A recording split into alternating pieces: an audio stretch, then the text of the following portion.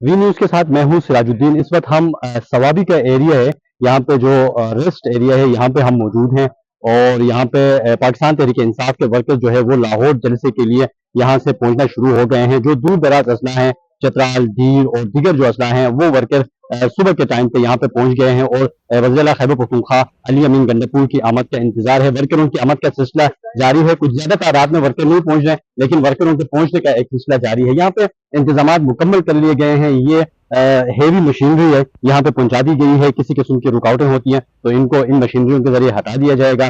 Rescue 112 کی ambulances اور fire brigade کی گاڑیاں یہاں پہ کافی تعداد میں کھڑی ہیں، اور اس کے علاوہ جو بڑی مشینری ہے جیسے کرین اور دیگر جو مشینری ہے وغیرہ وہ بھی یہاں پہ موجود ہے۔ مکمل تیاری کے ساتھ جو پاکستان تحریک انصاف کے خیبر پختونخوا کے جو ورکرز ہیں وہ لاہور کے لیے یہاں سے روانہ ہوں گے۔ وزیر اعلیٰ خیبر پختونخوا علی امین گنڈپور 11 اور 12 کے درمیان جو ہے وہ وزیر اعلیٰ ہاؤس سے یہ ثوابی کے لیے روانہ ہوں گے۔ یہاں پہ ورکرز جمع ہونے کے بعد وہ یہاں پہ پہنچیں گے، اس کے بعد یہاں پہ خطاب کریں گے۔ اس کے بعد اس کے لیے خصوصی کنٹینرز جو انہوں نے تیار کیے ہیں وہ اسی کنٹینرز میں بیٹھ کر جو ہے ورکروں کے ساتھ یہاں سے لاہور کے لیے روانہ ہوں گے۔ جو وزیر اعلیٰ نے اپنے آخری پیغام میں بتایا تھا کہ کسی صورت جو ہے وہ پیچھے نہیں ہٹنا ہے، ہر صورت جو ہے یہ جلسہ پہنچیں گے، جلسے میں شرکت کریں گے۔ ڈو اینڈ ڈائی سچویشن قرار دیا تھا اس کو، اور وہ اس کے لیے مکمل تیاری کے ساتھ آ رہے ہیں۔ ورکرز ابھی کچھ خاص بڑی تعداد ورکروں کی یہاں پہ موجود نہیں ہے، لیکن مختلف اضلاع سے ورکرز جو ہے روانہ ہو گئے ہیں اور یہاں پہ پہنچیں گے۔